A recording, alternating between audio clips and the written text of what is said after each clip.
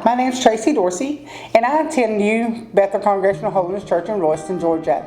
I wanted to share today a testimony that I have been through over the last year. My dad, on April the 9th, was diagnosed with laryngeal cancer. I was told at that time that his right vocal cord was paralyzed. I immediately began to pray and ask God for healing for my dad.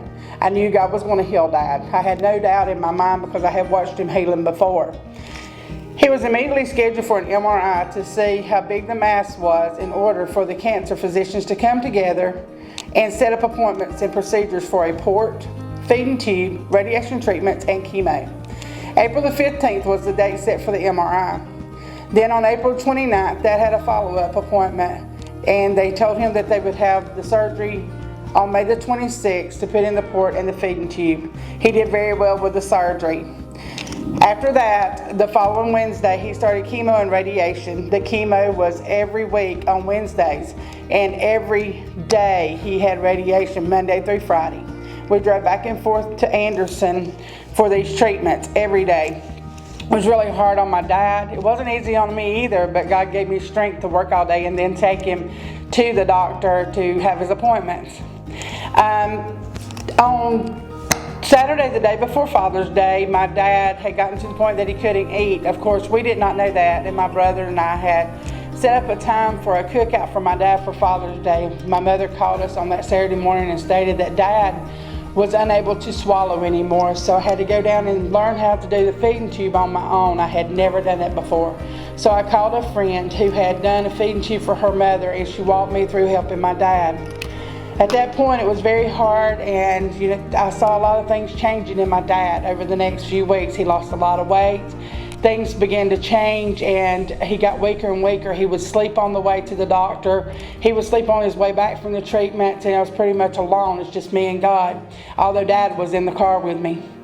He it seemed to be chipper sometimes after that, but I kept watching him lose weight, and it really bothered me. But one thing he didn't lose was his hair. The doctor had told him that he would have more hair than him when he got through with his treatments. Well, after a long 8 weeks, on July, at the end of July, he finished up his chemo and rang the bell, and then he finished up his radiation and rang the bell for that, and we were so excited.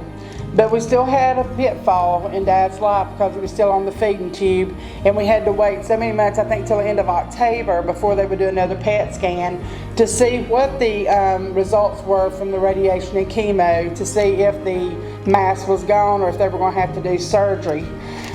Well, in October, the first week of October, my dad contacted me by text at work, and he asked me, he said, "Is there a place around here who has steak?" And I'm thinking, "Dad, you're wanting steak?" And so I texted him back and I said, "Yes, sir." I said, "I can go to Longhorns in Livonia and get you a steak." He said, "Oh, that's too far." I said, "Dad, it's not too far. If that's what you want to eat, I'll be happy to go get it for you." I'm here to tell you, my dad that evening ate every bite of steak except for 3. He ate a whole baked potato and a salad. That was the turning point for my dad to be able to eat 3 meals a day, to be able to get the feeding tube out of his stomach and never be used the feeding tube again. Also, he got the port removed. He had another PET scan, and the doctor's report stated that Dad had no cancer, no signs of cancer. Well, we still had to go back to the doctor who ran the light down his esophagus, and when we went into that appointment on November the 21st, he ran the light down and I was able to watch. And as I was watching, I saw nothing in my dad's throat, no like craters, nothing dark, no scars, nothing. And I was seeing it with my own natural eye, and I'm not a doctor, so I was, excited, but I wanted to hear what the doctor had to say. And as he ran the light down, he said, "Well, Mr. Sparks," he said, "I don't see any signs of cancer at all. I can't even tell you ever had cancer." And he said, "And I got another good report for you," as he was handing me Kleenexes, because I'm sitting over there just crying. And he said, "And the right vocal cord that was paralyzed is working better than it has ever worked." My dad was totally healed. And I thank God for that, because I never turned my back on God.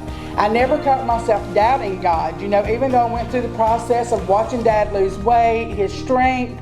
My dad was lost 40-something pounds, had dropped down so many sizes in his pants. We had to keep buying him clothes. But I never gave up on the fact that I had prayed April the 9th for my dad to be healed.